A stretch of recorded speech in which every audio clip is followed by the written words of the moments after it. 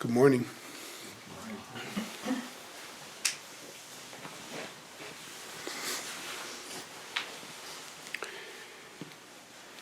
I appreciate this, maybe I should say I like the opportunity to speak at the beginning of a practice period. I find it extraordinary that you all are interested in this. So, to set a framework for it, a kind of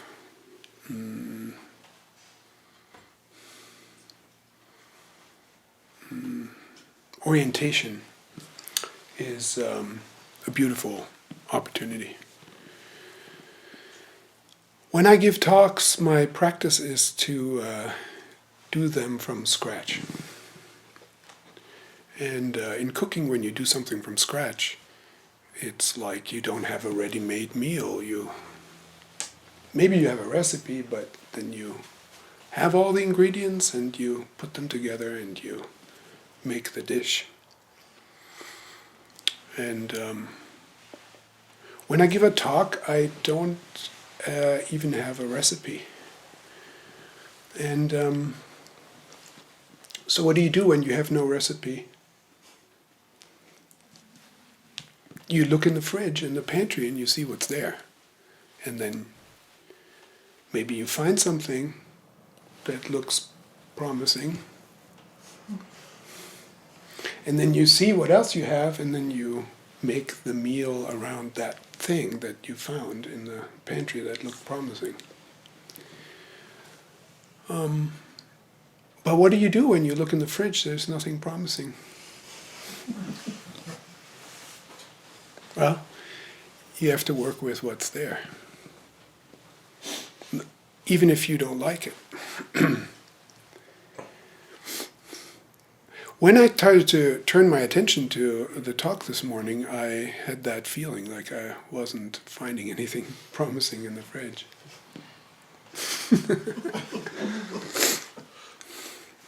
Now, I'm talking about my own process, but I'm also pointing to something that I think is relevant for your own life. When you're in a situation, you don't have a recipe. You may think you have a recipe, but really you don't.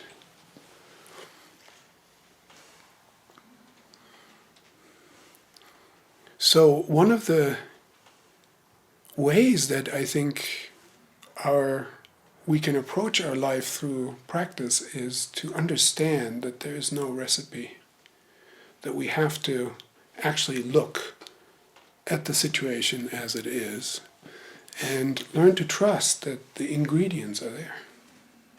You may not have a recipe, but there are always ingredients. So you have to cook with those. Don't complain, that something's missing. If you have the time, you go shopping. If you don't have the time, you work with what you have. We can have the feeling that something is missing. For example, you may say, I don't have that skill. But then you have the clarity that you don't have that skill. So you can go and get the skill if you really want it. So it's actually not missing. You know that you don't have something, and that's good enough for your cooking.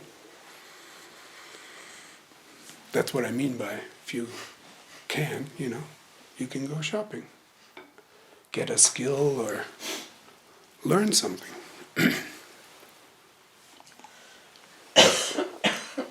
That something is missing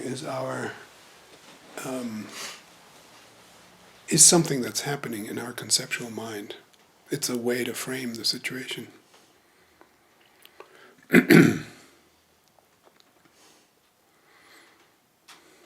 So, I had to go look what's in the fridge, so I'll pull it out one by one. There's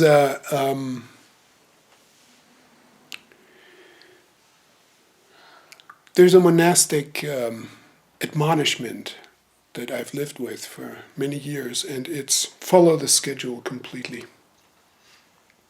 If you can't, tell the practice leader.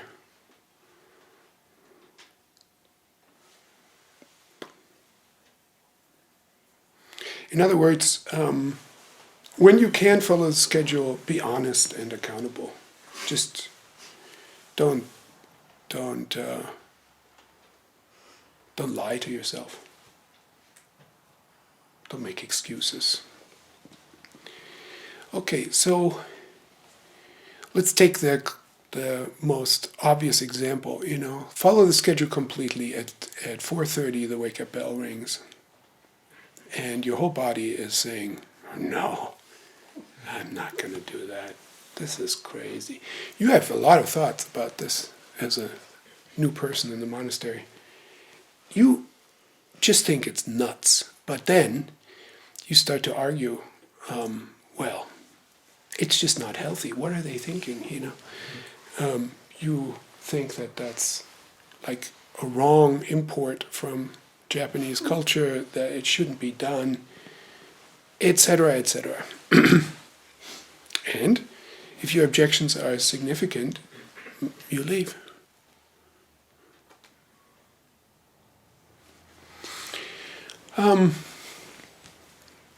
I stayed, and something remarkable happened. It's like my life started to organize itself around the need to get up at 4:30, and when we did a practice period, it was 3:30. So, not to go into any detail, I'll just flesh it out a little bit. You have to go to bed early. You have to drop your desires that make you want to stay up late. You can't consume alcohol or other drugs. Your meditation, the quality of your meditation has to change. You need to find real ease so that some of your meditation can make up for the sleep that you're not getting. But when all those things happen, you get up at 4:30 and it's no problem. Now, you could say, maybe all these things should come into place before I have to get up at 4:30, but then you have no need to do it. I'm not saying we should all get up at 4:30, because we don't live in a monastery. But what I'm interested in is the intentions and commitments that you thought about today. What are they?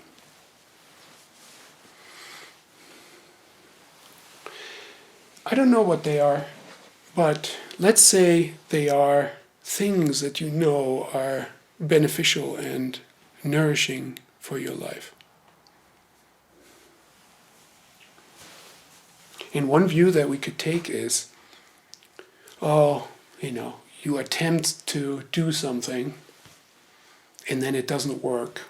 You fail. You blame yourself, like, I'm not a good person. I don't have enough willpower. I'm not following through on what I know is good for me. But what I think many people don't understand is that your whole life has to change to do something that's beneficial and nourishing. Everything you do has to support it. If you try to change one thing, but everything else stays in place, it's not going to work.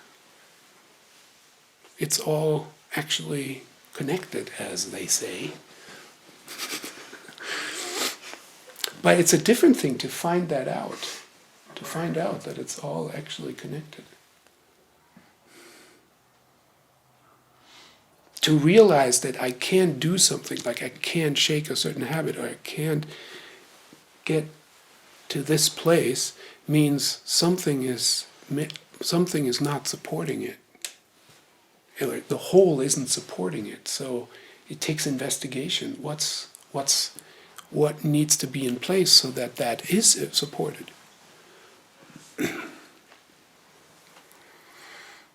So the schedule, is how you want to live your life. there are always routines. Like maybe we think routines are boring and repetitive and we want excitement, but the reality of our life is much of it is routine. You get up every day, you eat every day. How are you going to do those things? Is a question. You have a way already. It's important to appreciate the way you already have. Don't be critical, The way you already have is good enough. It helped you stay alive and get you to this place, so it's not bad for sure. But you know that things could be improved, or there could be more ease in your life, or this is an ongoing process, an ongoing study.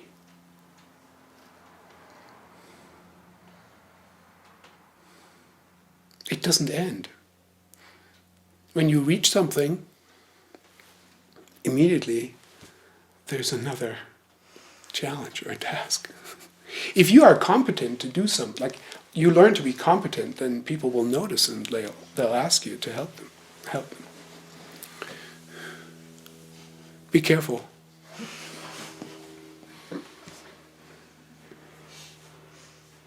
One of our dear Dharma friends who lived with us in Creston and then in Boulder, Reynolds, he died 5 years ago. At an appropriate age, in his 80s. He used to brag that he was faking incompetence, because then people wouldn't, ask him to do stuff. Now and then I would say, I don't think that's the Bodhisattva way.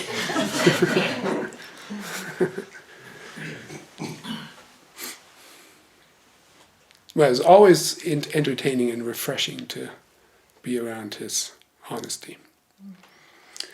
All right, I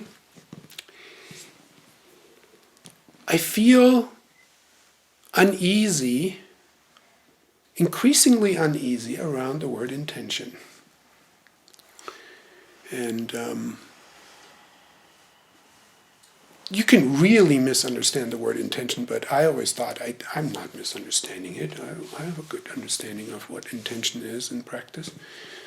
I always interpret it as direction. The direction that you give to your attention. The Latin word intendere means to stretch toward. So you stretch your mind toward something, and then your attention follows that direction. So if you want to accomplish something, the main thing that needs to happen is you need to keep your attention on involved in it. You understand? It needs to have direction. If attention is just scattered and it's just jumping around, it's like difficult to feel a sense of direction and accomplishment. But this stretching toward involves something we can call a goal or a target, right? Like it has to. Like otherwise, you're projecting something into the future or into space if you want to go somewhere.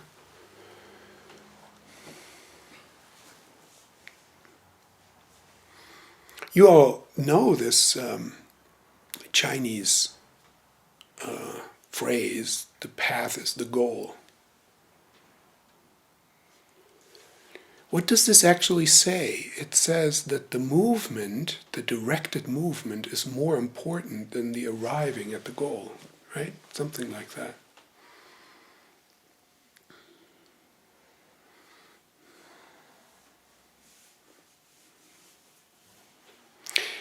Achieving a goal is actually a byproduct of a movement that has direction. In the West, I think, we see it exactly the opposite, exactly the other way around. We think that the movement is the result of setting a goal. And it is easy to confuse your intention with the goal that it intends. I think it's important to see that the intention is direction.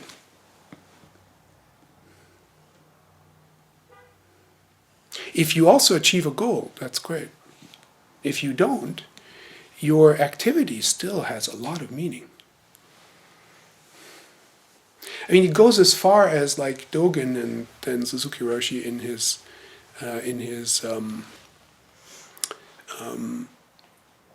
lineage, say something like, some will reach enlightenment and some won't. It doesn't matter. Because the movement, meaning your practice, is much more important than any accomplishment. Because you're going in the right direction. You don't know what's going to happen on this path. If you're too concerned about what's happening on the path, you actually become discouraged.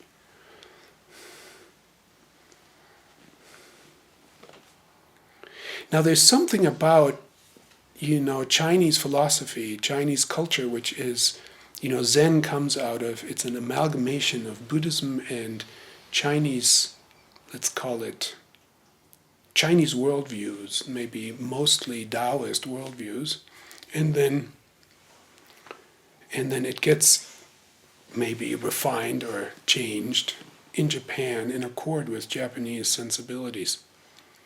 The Japanese took everything from Chinese culture and made it better. Or at least that's what they think, I think. It's kind of true. So much attention to detail and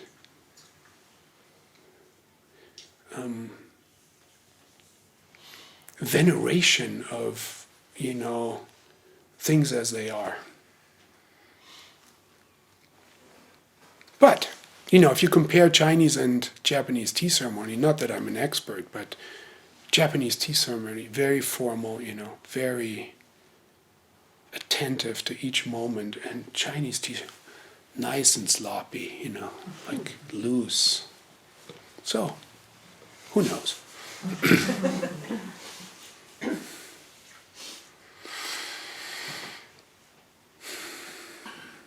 We're Westerners anyway, but what I think is interesting is to see how we approach things in contrast and learn from that contrast, because there's something very one-sided in our culture, very, very one-sided.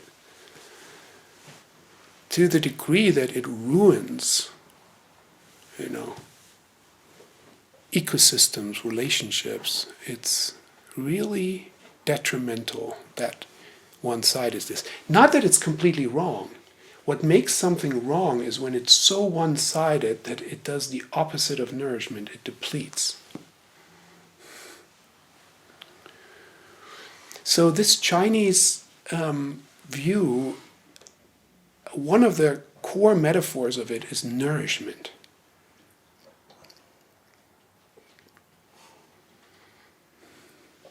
Life needs to be nourished.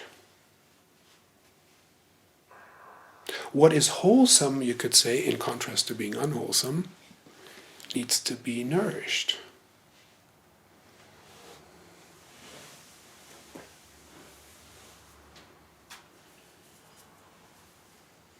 When we in the West think that we want to change something to the better, we think that there is a thing that needs to be altered, that needs to be reshaped, that needs to be broken up or reorganized or something.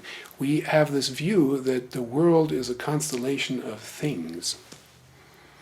But this Chinese view, or let's say just, what can you say, Zen view now, is that the world is a meshwork of activities.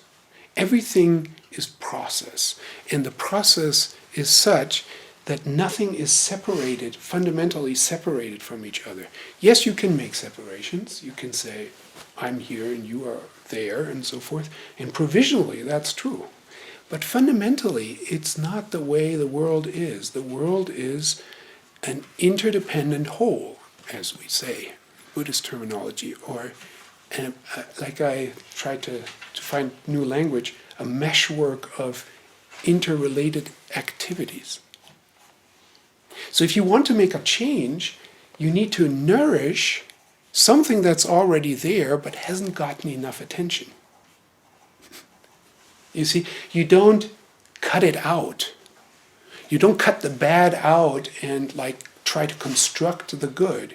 It's like it's always, everything is always already there, good and bad. That can't be changed. So you nourish what's good and wholesome. You give that time and attention and energy. And if you have the intention to give continued attention to that which needs to be nourished, it will get stronger. It will take over. The unwholesome stuff withers away. That's the idea. Is it true? Well, we have to find out. But there's something much less violent about this approach. You see what I'm saying?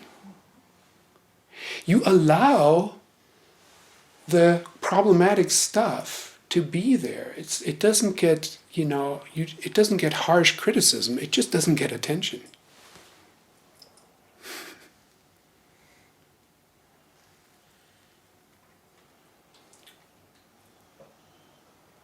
I read somewhere, it's a faint memory, in Austria, like there's a principle, like if you want somebody in the public sphere, if you want to really punish them, just stop talking about them.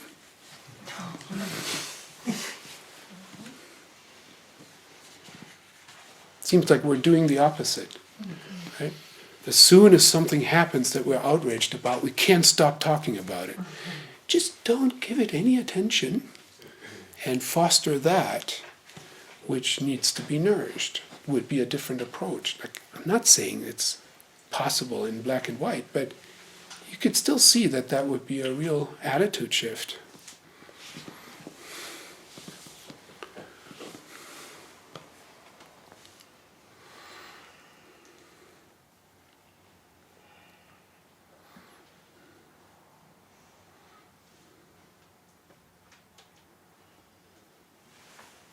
One of the things that could be like a core intention or orientation, direction for an everyday bodhisattva is what I call, I got this phrase from my teachers, to stay in the zone of nourishment. That was always very meaningful to me. Find a way to live so that you stay in the zone of nourishment. And it means that you are alert enough to notice when you're in the zone of nourishment or outside of the zone of nourishment. If you are outside of it, your orientation implies that you're going to find a way to come back into the zone of nourishment. That's the task. Like, how do I come back into what was I doing that I was getting so depleted?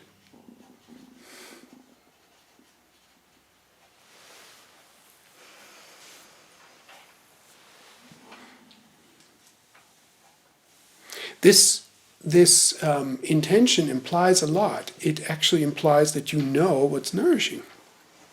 I think many of us don't know. We think something is nourishing because we've inherited it from our culture, or our parents did it that way, or we got into the habit in one way or another, and we think that's a good thing. But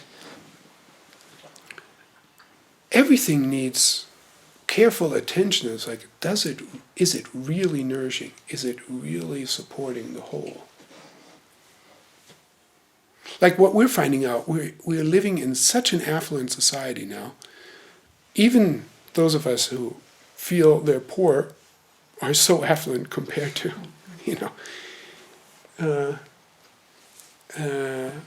earlier times.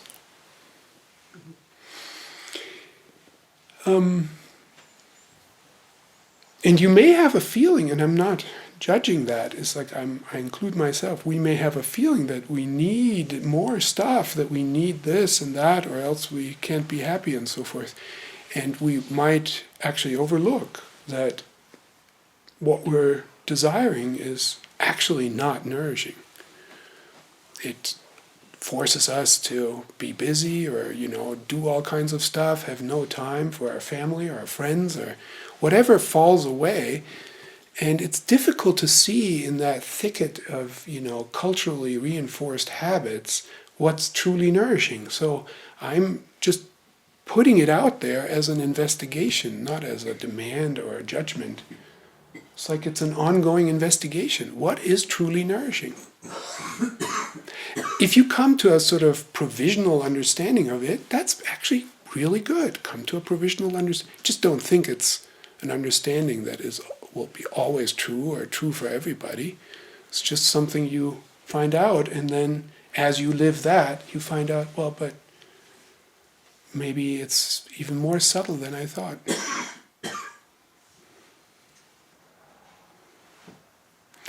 So it's more about, again, the process of an alertness and of a integrated body-mind awareness that starts to know or is interested in knowing what's truly nourishing, and then, very importantly, to trust that.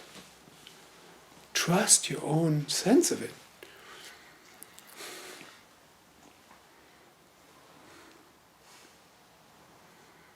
Now, you may think the way I'm speaking, this is only about ourselves or something that's like, what's nourishing for me is like a very self-centered practice. But given the worldview that we're practicing in, that's not the way it's meant. If we're truly not separate from others and all life, if others get depleted, if whole ecosystems get depleted, if whole systems of support break down, we can't say for ourselves that we're truly nourished. It's just not true. Or if we say it, we're blind to what's going on. So the Bodhisattva path that is oriented toward all beings is not a path of altruism. It's certainly not a path of egotism when we're oriented toward all beings and ever widening our circle of concern. But it's also not a path of altruism because it doesn't work to neglect yourself. You are part and parcel of all beings. All beings appear through your own mind and aliveness. The only way you are coming across beings is because you are alive. Now, if that's true for everyone, we all appear within each other. And so to neglect yourself and always put others first is... If you put others first to counteract your non-nourishing self-centeredness, that's fine as a practice. But philosophically speaking, it's neither self nor other. It's neither egotism nor altruism. We move beyond that distinction and we are working with a field. And we are included in that field, as is everyone else. Suzuki Roshi said it this way. He said, you can't really help others if you haven't thoroughly helped yourself. If you don't have energy to help others, you will run out of energy. Or if you don't have enough. And then you have to fill the tank, as they say, and then you can go again, and then you deplete it again, and then you fill the tank, take a break. No, but our life should be in balance in the way that we just do stuff that is in accord with the field. And that includes both directions, self and other.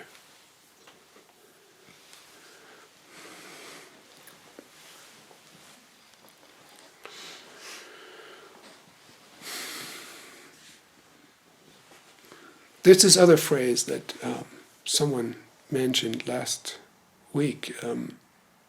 Dogen says to his students, I wish for all of you to be steadily or continuously intimate with the field of mind.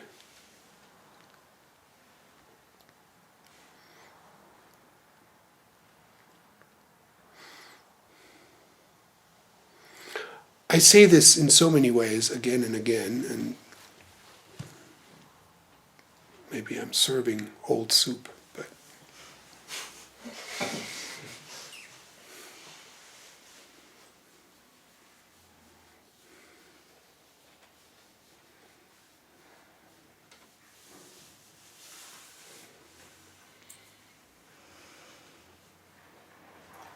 where do you think your mind is?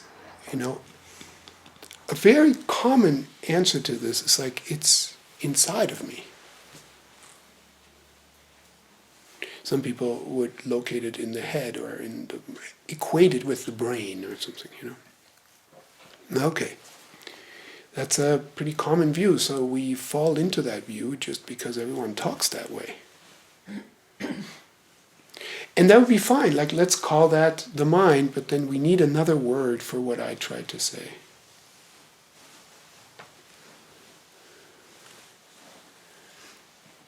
What is that sphere of awareness, this field of awareness, this experiential field in which everything appears?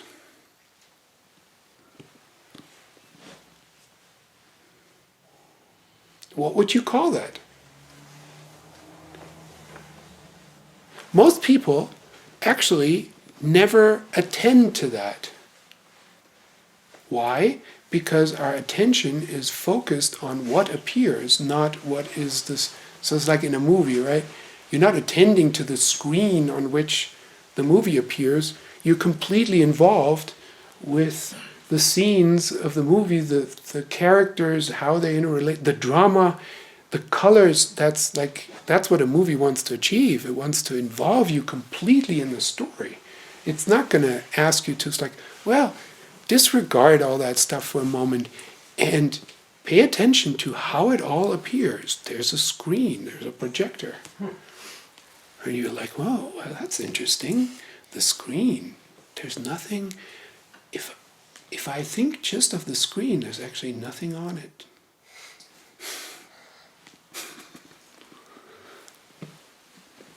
That's your mind. It's empty. Contents appear, come and go, but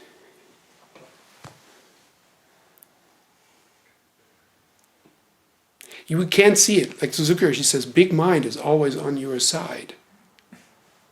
Because it's always on your side, you can't see it, because you can't project it as an object. Then it would be something that appears on the screen. It's not the screen anymore if you start to think of it as an object that you could discern, circumscribe, pick out. It's not possible. So your mind, in that sense, cannot be grasped.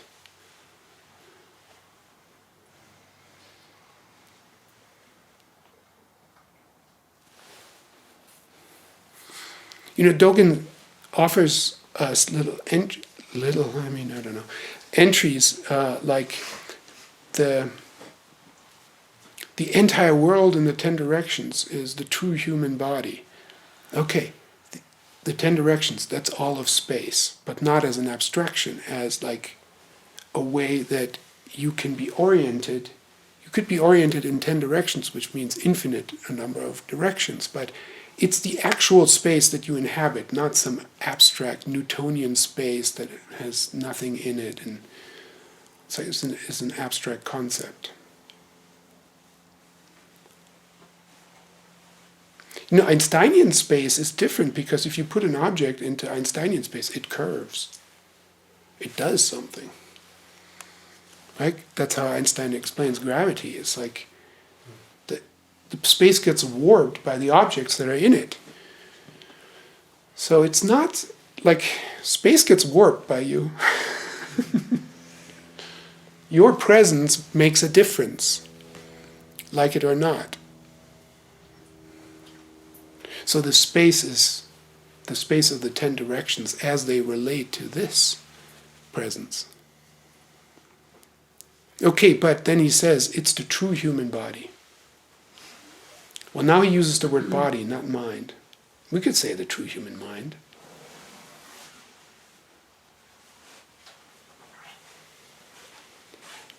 But if you think about space and its physicality, it's like this expression of space, this what I call this body, is not separate from the expression of space in other places.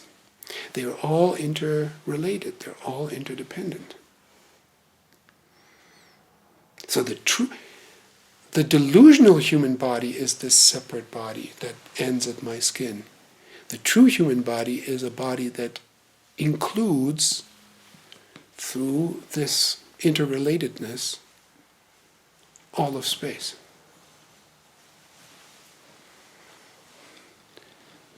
This view of a body-mind that is a field that manifests as objects is unfamiliar to us. It's important though. If you don't tune into that view of the world, there is nothing to be understood here.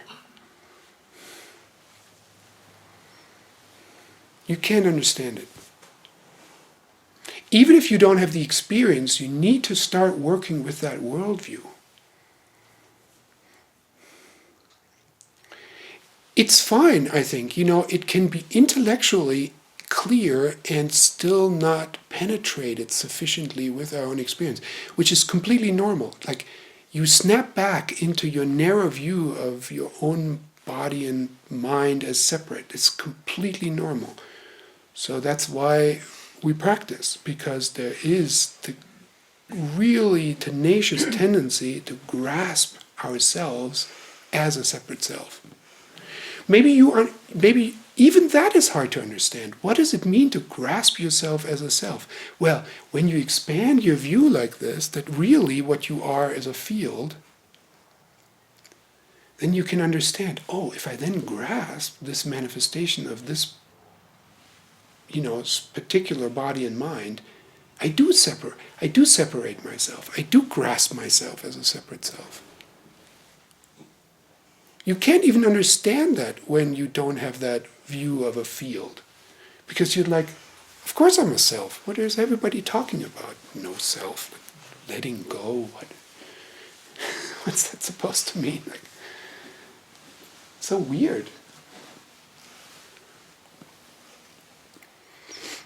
But this is important, right? Like, this view of a field actually doesn't deny the manifestation of individual people, bodies, objects.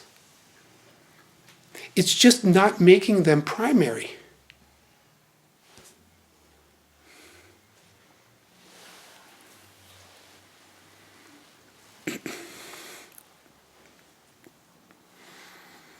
So now, what is this to stay steadily intimate with the field of mind? We need to find a way to become familiar with this view, first conceptually, then experientially, and then find a way to remind ourselves to stay intimate with that view and experience. Every time you widen out to the field, let's call it that, you're actually releasing the grasp of self. Maybe not completely, but you can feel it. You're less concerned, you're more carefree, you're not worried, are not concerned about what other people think of you. Every time you have an experience like this, it's less self. And every time you have more of an experience like this, you feel that you are more grasping, more separating from the field.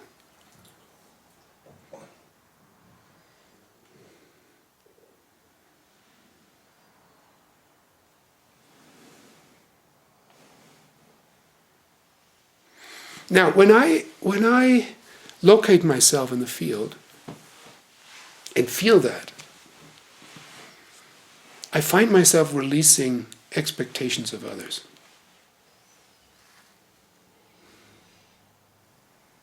They sort of fall away. I don't have them for a while.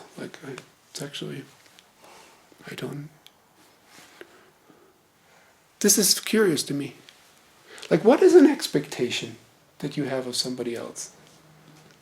There's some idea that they should be different from how they are.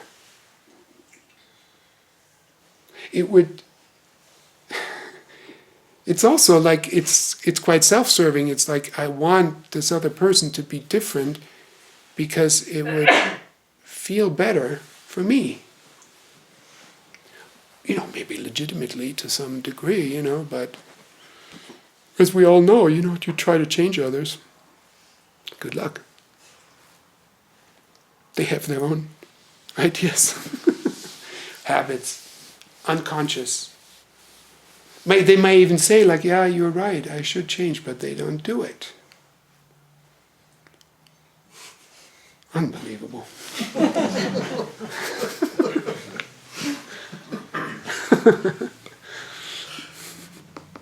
It's unbelievable how stubborn these people are.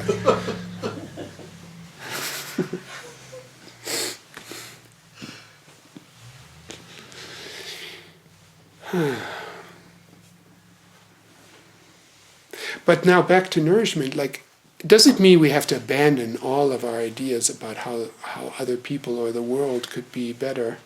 I don't think so. But we could apply this notion of nourishment and actually try to support in the person we want to change, support what is, as we see it, more wholesome.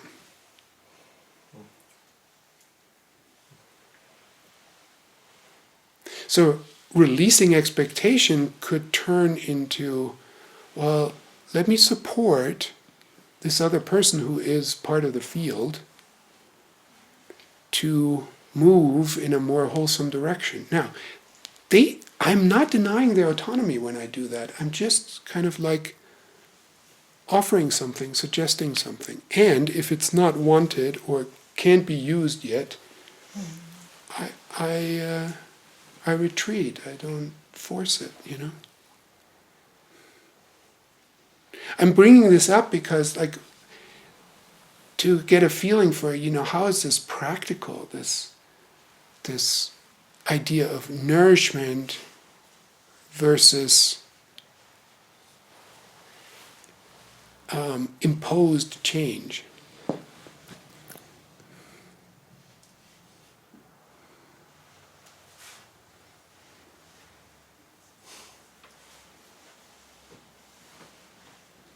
In a way, you could say every time we want to impose change on something, it's a sign of impatience.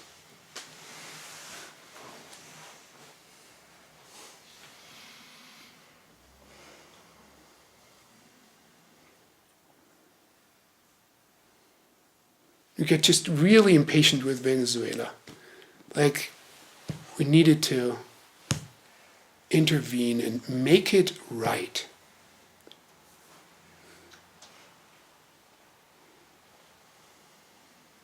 It's frustrating to take a view of a pretty chaotic meshwork of activities that hold both wholesome and unwholesome situations and practice the restraint of just nourishing what's wholesome. It could take a long time. If you plant a seed for a tree, it takes a long time before it can be a full-grown tree.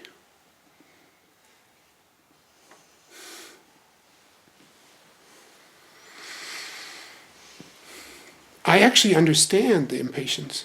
I understand the frustration. I'm just like everybody else. I would like to see certain things be different.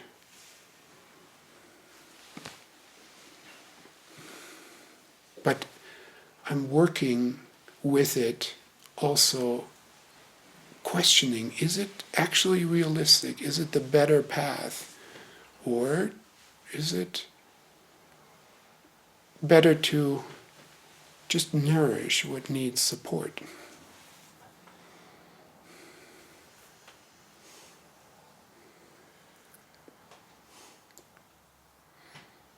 To conclude, in yourself, yes, there's the practice of discovering and then staying intimate with the field of mind. And there's also the practice of studying and observing and studying the manifestations of the field. Like if you repeatedly, get angry or jealous or depleted by something or whatever unwholesome state of mind you find yourself in, not once because it just happened, but as a pattern. Even if it happens once, it's worthy of study, but if it's a pattern, let's say, what's going on? How is this happening? What's manifesting here?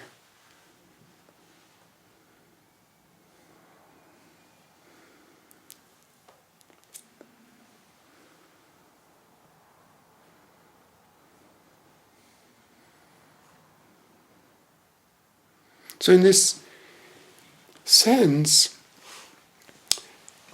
allow yourself to be continuously in contact with the screen and with the movie that appears on it, with the field of mind and the contents that are expressing something.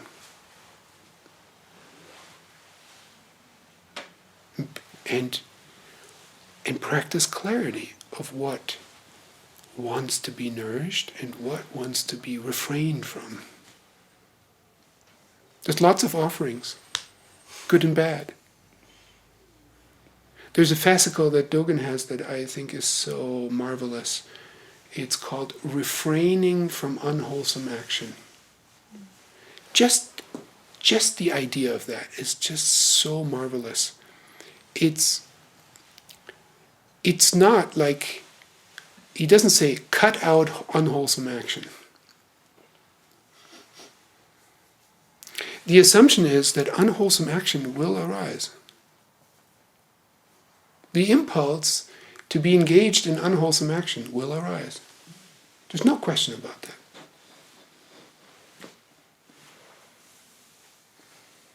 Just refrain to act it out. If it was that simple. But it's wonderful. It's like he talks about the two precepts of doing good and avoiding harm. It's like, do wholesome action. When wholesome action arises, do it. Nourish it. Go for it. Do more of it. Continuously. When unwholesome action arises, refrain. No, thank you. It's like it's wonderful because it's so nonviolent. It's like, unwholesome action will invite you all the time, like to a bad party.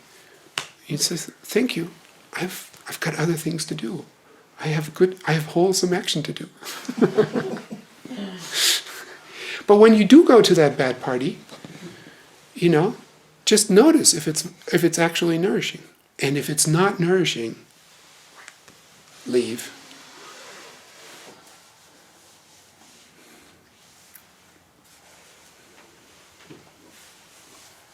All right, everyday bodhisattvas, let's go.